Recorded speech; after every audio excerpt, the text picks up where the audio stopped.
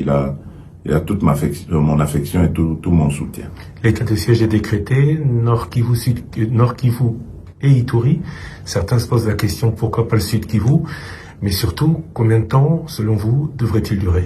Le plus tôt possible serait le mieux pour moi.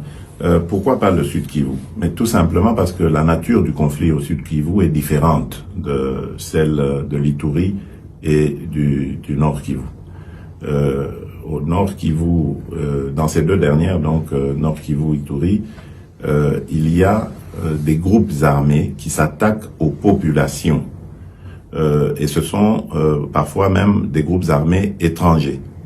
Tandis que du côté du Sud Kivu, ce sont des conflits communautaires. Et donc la réponse, elle doit être différente. Là, on ne doit pas venir avec l'armée pour tirer sur tout ce qui bouge. On doit plutôt avoir une approche conciliante. Leur apporter des réponses, par exemple, vis-à-vis de la présence de l'autorité de l'État, parce que c'est ça aussi qui fait que beaucoup de choses vont dans tous les sens. La réponse à leurs problèmes, il y a souvent des conflits, parce que le bétail des uns va brouter les champs des autres. Et donc voilà, c'est des choses comme ça qu'il faut régler, apporter une réponse au manque criant d'infrastructures, lutter contre la pauvreté, les difficultés qu'il y a là-bas, les manques de centres de santé adéquats, de routes, etc. Donc voilà, c'est des réponses comme ça qu'il faut apporter, tandis que en Ituri et au Nord Kivu, il faut une réplique militaire et de grande envergure. Vous avez un nouveau gouvernement. Le FCCK s'est terminé, définitivement. C'est une question je pensais que vous posiez la question. Ça aurait pu être une question, mais à quand les premiers résultats? Et est-ce que vous vous sentez plus à l'aise avec deux alliés ou trois, M. Bahati, M. Bemba, M. Katumbi, qu'avec Joseph Kabila? Écoutez, je ne crois pas que ce soit une question de personnes. Une coalition, c'est une question d'objectif. On coalise avec ceux qui regardent dans la même direction que soi, n'est-ce pas? Et à un moment donné, au moment de faire la coalition FCCK, nous nous étions mis d'accord. Je vous rappelle que nous avons un programme commun. Et au moment de le dérouler, ce programme, il a commencé à y avoir des problèmes de crocs en jambes, etc.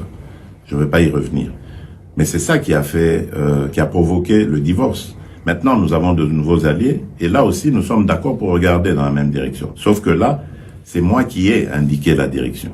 Ce n'est plus comme avant, où on était ensemble à indiquer la direction. Ici, je l'indique seul. Ceux qui m'ont rejoint sont totalement d'accord de regarder dans cette même direction et de faire un pas avec moi dans cette direction. Donc tant mieux. Et on jugera sur pièce le moment venu. Mais pour l'heure, on n'a pas à s'en plaindre. Vous êtes président de la République démocratique du Congo. Vous êtes aussi président de l'Union africaine. Les Congolais se posent la question de savoir quelle est la charge la plus importante. Les deux, parce que une République démocratique du Congo sans l'Afrique, ça sert à rien. Et une Afrique sans la République démocratique du Congo aussi, ce serait un vide important, toute modestie gardée. Donc, je veux faire de la République démocratique du Congo un moteur de l'Afrique. Et de cette Afrique, je veux en faire le continent de l'avenir, parce qu'on le dit, mais au lieu de continuer à le dire, moi je veux le faire. En tout cas, y contribuer. Je ne dois pas être prétentieux pour dire que je serai toujours là, mais au moins je vais contribuer à ce que l'Afrique devienne le centre du monde. Monsieur le Président Tshisekedi, je vous remercie. Merci.